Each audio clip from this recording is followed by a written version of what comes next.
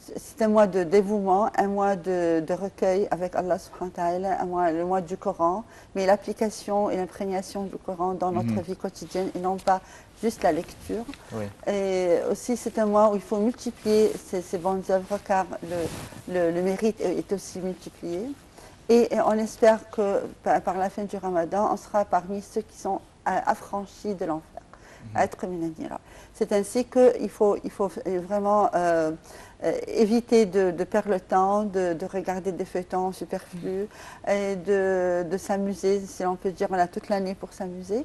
Pourquoi pas s'amuser on peut se réunir, lier les liens de parenté et manger ensemble, aider les pauvres et les nécessiteux.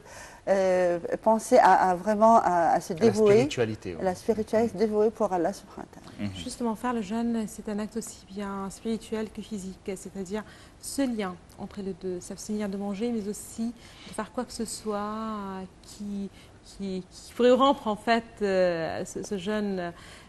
En fin de compte, qu'est-ce qu'on peut dire à tout musulman qui essaye de faire de son mieux pour avoir tout le bien de ce mois? Ouais.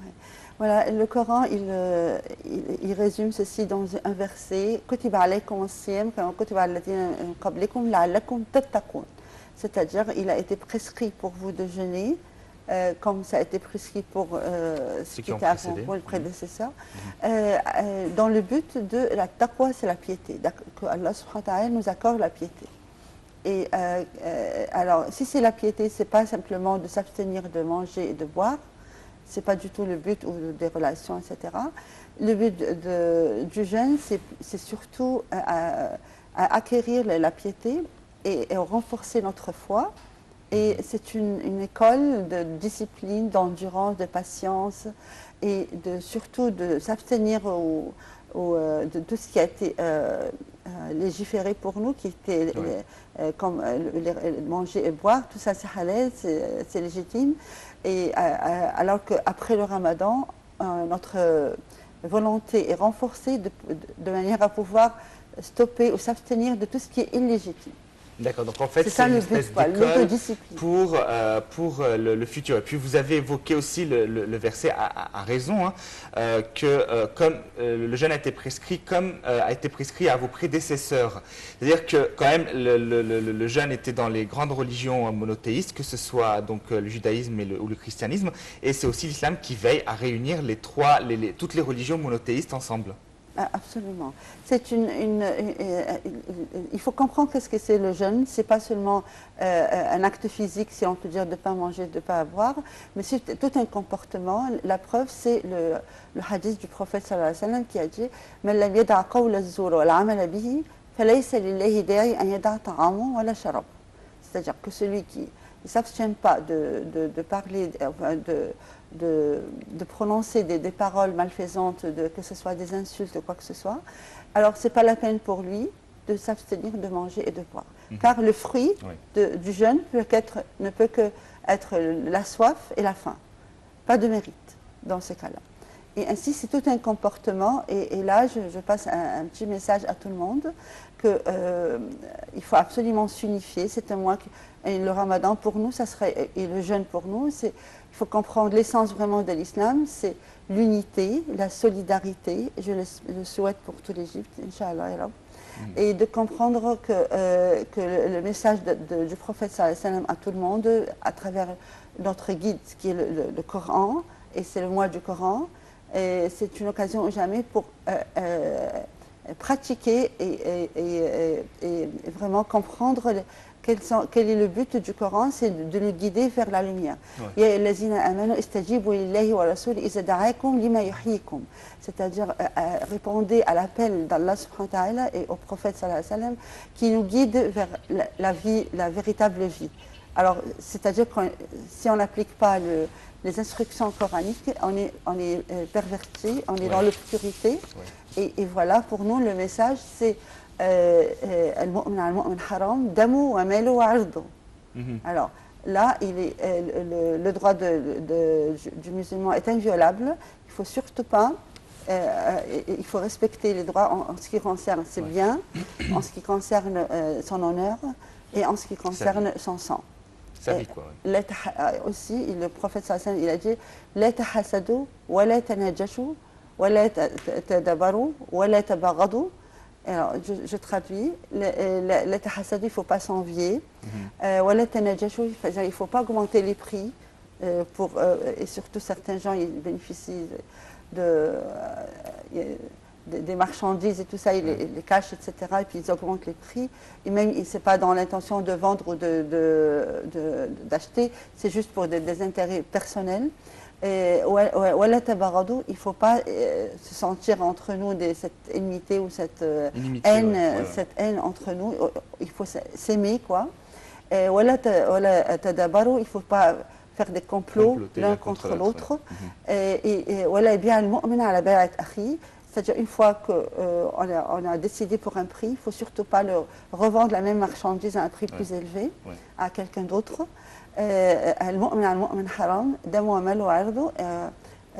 Alors là, on voit qu'il faut vraiment respecter le droit du monde. Il ne peut pas dénigrer un autre musulman. Il peut pas, quand il lui appelle au secours, il doit absolument être présent. Et il ne faut surtout pas le léser aussi. Très bien, on va. Alors tout ça, c'est, Inch'Allah, que tout le monde, mettre dans la Constitution, soit un message pour le monde. Et je termine par juste un verset du Coran. C'est-à-dire si vous disputez, il vous attend que l'échec et ensuite vous perdez votre force. Mais le hadith doit être mis dans la Constitution, Donna, je trouve. Dans la Constitution. Alors, juste l'imprégnation du Coran dans notre vie quotidienne. Voilà, c'est plus important encore. De toute façon, on va revenir sur ce point, tout ce qui a rapport, en faisant le rapport entre le jeûne et le comportement et cette unité dont vous venez de parler. Mais j'aimerais juste souligner là que ce jeûne dont fait les trois religions de différentes façons, il faut dire que ce n'est que vers la fin du XXe siècle ou du XIXe siècle plutôt qu'on a appris les bienfaits médicaux aussi de ce jeûne. C'est-à-dire en fin de compte, on a enfin commencé, les Occidentaux ont apprécié ce jeûne. Ils ont même conseillé de pratiquer ce jeûne, pas dans un but religieux, mais justement pour le bien même du corps. Justement, alors, je vous invite, cher docteur, et vous, chers téléspectateurs, à suivre avec nous un commentaire sur ce sujet et sur les bienfaits médicaux du jeûne sur le corps humain en général. Un commentaire signé Jehan Nabi.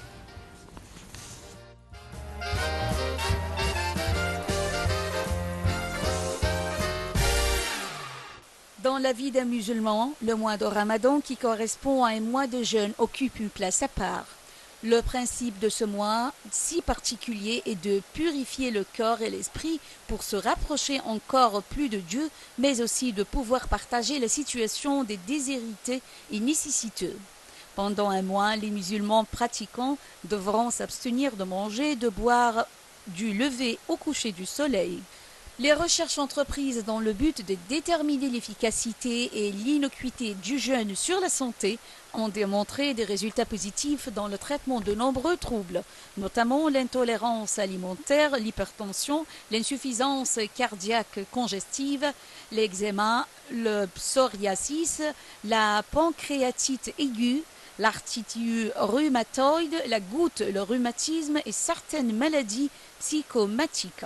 Ainsi, un jeûne régulier allié à une excellente hygiène alimentaire aide chacun à avoir une bonne santé.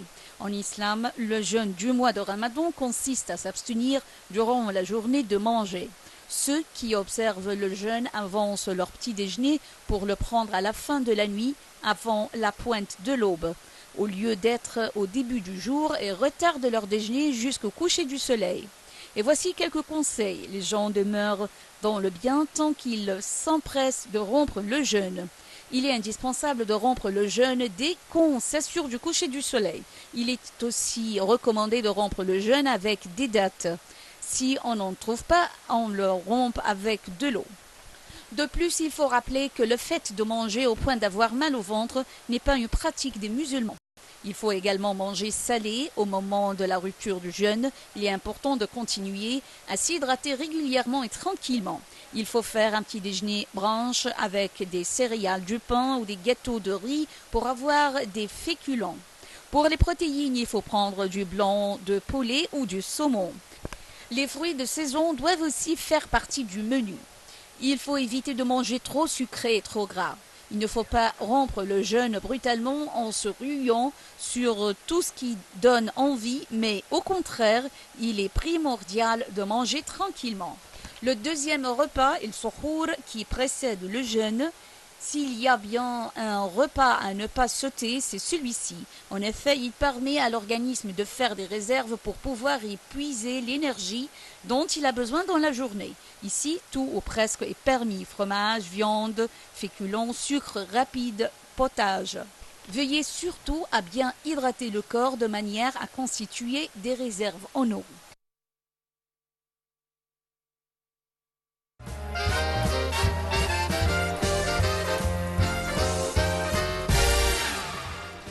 Voilà, donc vous avez vu à travers ce reportage, vous avez vu donc le comportement et puis le bienfait aussi entre jeûne et la santé. Justement, Dr Magda, l'effet thérapeutique que même les nutritionnistes ont compris du jeûne, alors le fait de ne pas manger ni boire et de s'abstenir de tout ce qui est matériel et physique en fait, durant un certain nombre d'heures.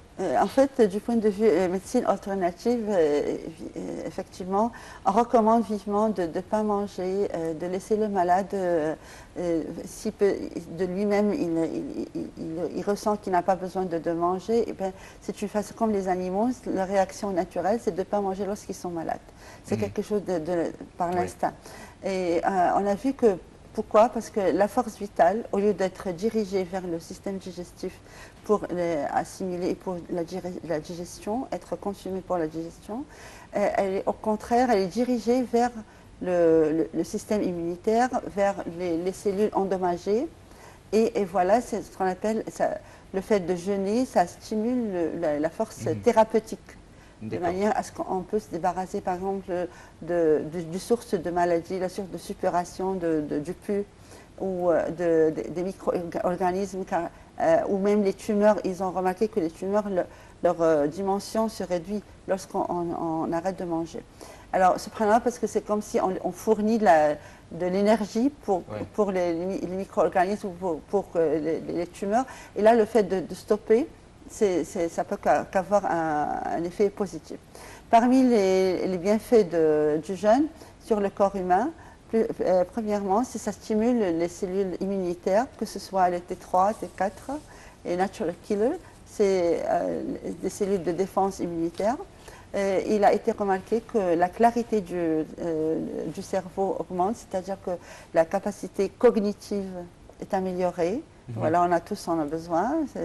Et aussi, parmi lesquels on a trouvé aussi des recherches, ont prouvé que le cholestérol, le taux de cholestérol, il diminue, de triglycérides, pareil. Même l'hypertension est régularisée, la sécrétion des hormones est normalisée. Et pour le foie, il n'y a pas mieux d'avoir un repos physiologique, car vous savez comment le foie, il a un rôle de détoxification. Et comme le jeûne, il accélère la détoxification, il élimine vraiment les toxiques du corps.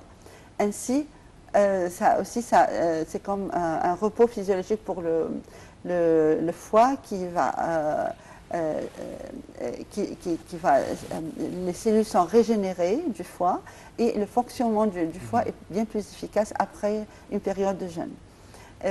Parmi les bienfaits aussi, on a remarqué que le système digestif il est en état de repos physiologique, y compris surtout l'intestin grêle. Et pour ceux qui ont des troubles de ballonnement et tout ça, ça disparaît après une période de jeûne, mais à condition bien sûr de ne pas consommer, lorsqu'on rompt le jeûne, des boissons gazeuses ou des aliments qu'on appelle des aliments morts, qui sont pauvres en matière nutritive et tout, où on consomme énormément de sucre qui peuvent évidemment, au contraire, au lieu d'améliorer la condition, la compliquer, et augmenter l'acidité du sang, etc. De toute façon, tout ce que la religion nous appelle à faire, tout ce que Dieu nous appelle à faire a été prouvé par la science après. Et on est en train toujours de découvrir encore de nouvelles... Les gens, ils voyagent pour faire des cures. Voilà. On a une cure chaque année naturelle d'après... Et qui doit se répéter pendant l'année même. Absolument. De toute façon, de retour sur ce même dossier concernant le rapport aussi ou le lien entre le jeûne et les rapports entre les gens. C'est-à-dire, en fin de compte, il faut avoir certaines attitudes plus ou moins modérées, bien dans le contexte normal tout au long de l'année, mais il faut dire qu'à l'occasion aussi du mois de Ramadan, et comme vous l'avez mentionné, il faut rappeler les gens. En fin de compte, il y a de très très longues années, 1973, c'est-à-dire le 6 octobre, tous les Égyptiens, tout le peuple égyptien célébrait, en fait le monde arabe célébrait cette victoire du 6 octobre.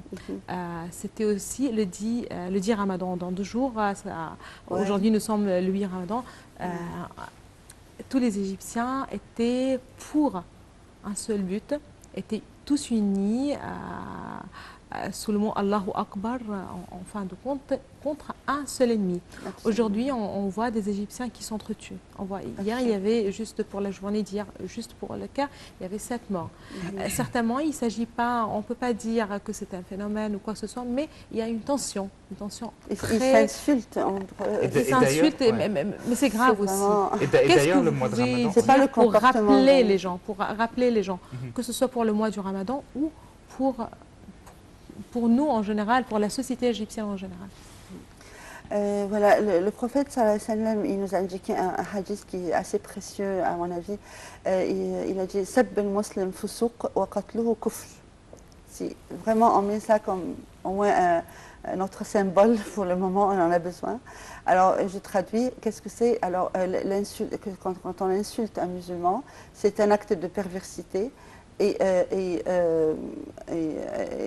tuer un musulman, c'est un acte de mécréance, quoi. Alors, ceci dit que vraiment le comportement d'un musulman est équilibré et le prophète sallallahu alayhi wa sallam, il décrit une parabole qui est vraiment merveilleuse. C'est مثل المؤمنين في توادهم وتراحمهم كمثل الجسد الواحد إذا اشتكى منه عضو تداعت له سائر الأعضاء بالسهر والحمى.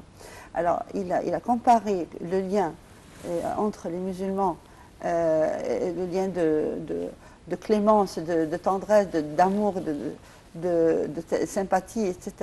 C'est comme s'ils étaient un seul corps. Lorsque un membre souffre, tout le reste du corps est en état d'empathie, etc. Et par quoi? Par le manque de sommeil, l'insomnie et la fièvre.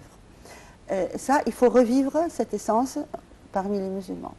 Il faut revivre qu'est-ce que c'est l'essence de l'islam, c'est l'unité, la solidarité, la clémence, la tolérance, le respect de l'autre, de ne pas dénigrer les autres, de ne pas insulter ou de ne pas... Et là, dans quel contexte peut-on inscrire l'appel à la violence?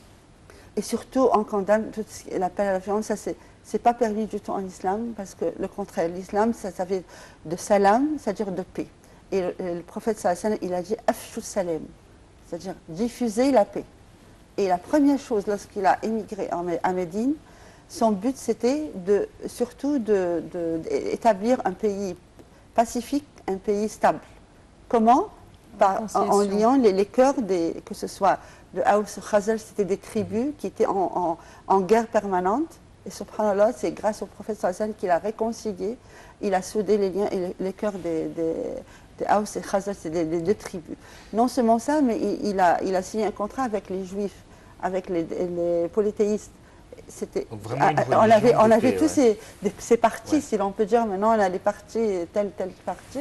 Il était le leader, enfin le dirigeant de tous ces partis. Alors, il faut comprendre que pour gouverner un pays, il faut gouverner tous les partis et essayer de s'entendre ensemble et de vivre en paix et jamais de marginaliser un groupe ou préférer un autre à l'autre. Le prophète sallallahu alayhi wa sallam, c'est une autre école. Si on suit l'exemple du prophète, alors il nous appelle afin de vivre. C'est comme si on était mort, si on ne suit pas les pas du prophète sallallahu alayhi wa sallam, on est perdu. Et c'est ce qui nous arrive. Vous avez remarqué que pendant le mois de Ramadan, justement, les bagarres augmentent, on voit les gens beaucoup plus tendus, les gens beaucoup plus violents. C'est un constat, il doit sûrement y avoir une raison et une solution pour éviter, que ça se reproduise, pour rendre les gens plus sereins. Parce que quand même, en étant violent avec son proche, eh ben, ça coupe le jeûne. Ce n'est pas vraiment dans l'esprit du Ramadan et du jeûne. Absolument, c'est ce qu'on appelle l'autodiscipline. C'est comment? C'est de se contrôler, de renforcer notre volonté. C'est le but du jeûne. Mais à votre avis, à quoi c'est dû le fait qu'on si on veut s'énerver comme ça tout le temps, n'importe quand, c'est pas du tout. Il n'a pas le droit de même répéter. Si on stimule, on le provoque, il ne réagit pas. Il dit je jeûne. Il ne répond pas. Au contraire, il rend le mal par le bien. Mais est-ce que, voilà, justement, j'aimerais qu'on s'arrête sur ça. Est-ce qu'en disant, en étant provoqué, en étant même souvent insulté ou frappé, en disant Allahumma inni sa'im, mon Dieu, je jeûne, est-ce que ça veut dire que c'est un appel à la non-violence ou un appel vraiment à être, on va dire, très stoïque ou ça a quand même un certain degré, une certaine limite? C'est-à-dire que, quand même, est-ce que si on me colle un coup de poing, par exemple, je dis Allahumma inni sa'im, c'est concret, je dis Allahumma inni sa'im, et ça y est, ça passe, c'est ça que je dois faire, ou il y a quand même une certaine limite? Non, non, non, il faut absolument, c'est tout un comportement. Le prophète, il a dit, je t'ai envoyé afin de vous apprendre, de vous transmettre les bonnes valeurs morales. Ou bien on comprend quelles sont les valeurs morales et on les applique pendant le jeûne, ainsi pendant le pèlerinage, pareil. Il est interdit même d'argumenter, de discuter trop et de parler trop long, même pendant tous les rites de l'islam. C'est pas seulement une fête d'adorer Allah et c'est tout. Non, on a deux niveaux, le niveau horizontal et le niveau vertical. Et ainsi, le niveau horizontal, c'est entre notre relation avec les gens, et le niveau vertical, c'est entre nous et Allah subhanahu wa ta'ala. Alors, si on n'a pas compris qu'il faut un certain équilibre entre les deux, c'est qu'on n'a pas compris qu'est-ce que c'est l'islam. C'est pas seulement d'adorer Allah, de jeûner, de s'abstenir, de dire voilà, je jeûne, que des paroles. Non, c'est tout un comportement aussi au niveau horizontal. Avec les gens, un malade, on le visite, 70 000 anges nous invoque le pardon et lorsqu'on visite un malade, où se trouve maintenant on s'en fout des gens, on les tue et c'est pas du tout les instructions du Coran ni du prophète sallallahu alayhi wa sallam et on espère Inch'Allah que tout va changer. Alors, il faut être quand même aspiré à la paix, aspirer à avoir un pays Inch'Allah où tout le monde s'aime, tout le monde ressent la tolérance et la clémence entre eux, Inch'Allah. Inch'Allah. Amine, de toute façon. Voilà, on prie énormément pour l'Égypte. Ya Rabbi, Inch'Allah. Docteur Magda Amel, vous êtes prédicatrice à Al-Azhar et vous êtes aussi consultante en médecine alternative. Merci d'avoir été avec nous ce matin et de toutes ces précisions. Madame, monsieur, on vous remercie aussi de nous avoir suivis ce matin. Ahmed, à toi. Merci de m'avoir supporté. C'était un plaisir. Non, c'était un plaisir. Le plaisir est le même. Merci Donna, merci à vous, chers spectateurs. Merci, Docteur Magda. On vous retrouve, ne quittez pas dans une demi-heure, ça sera notre revue de presse. Et d'ici là, portez-vous bien, à tout à l'heure.